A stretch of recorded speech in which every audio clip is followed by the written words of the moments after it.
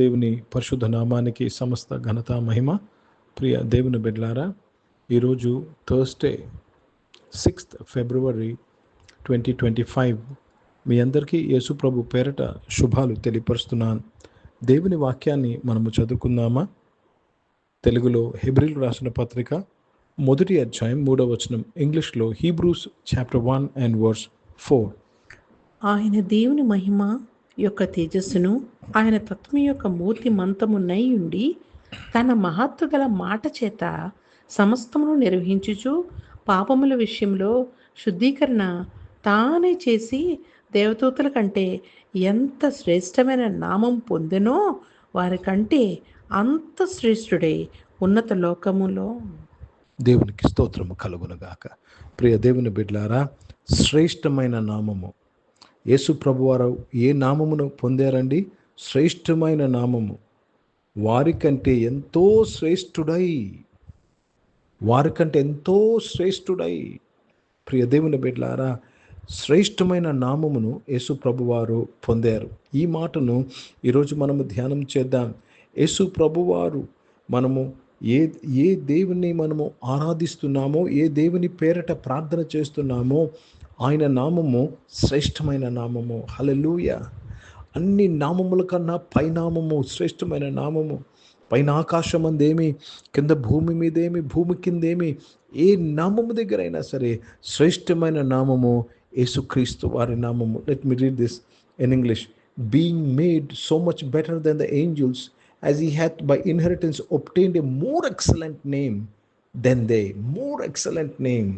So the name of Jesus is an excellent name. ఒక శ్రేష్టమైన నామము కనుక దేవునికి స్తోత్రము కలుగును గాక.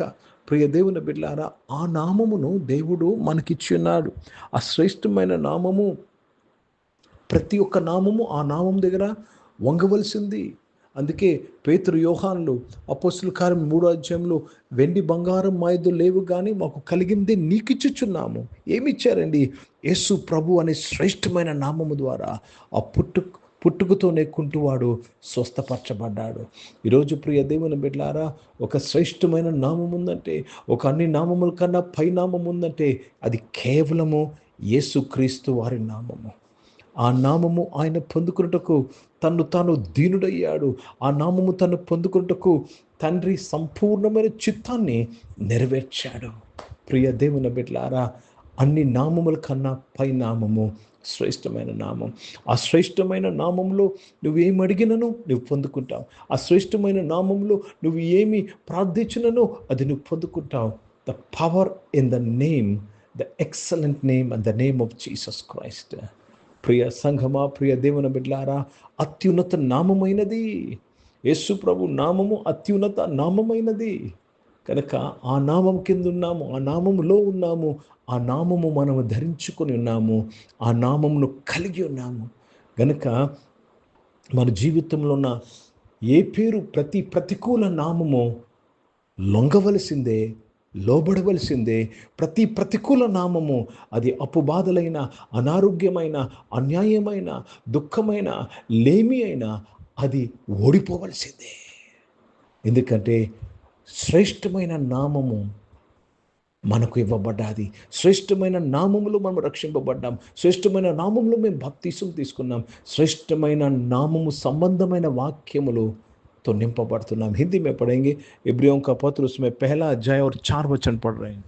स्वर्गदूतों से उतना ही उत्तम ठहरा जितना उसने उनसे बड़े पद का वारिस होकर उत्तम नाम पाया.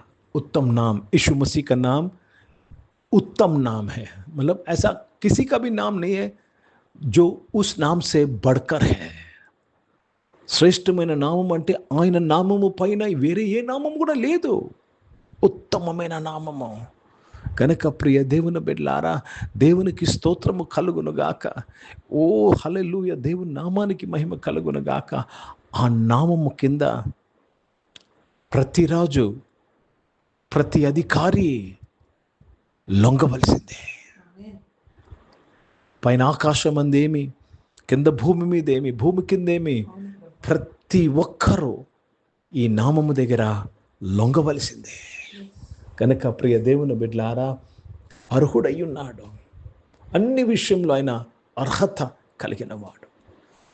మనం ఈరోజు ఆయన నామం కలిగి ఉన్నందుకు ధైర్యంగా ఉండాలి.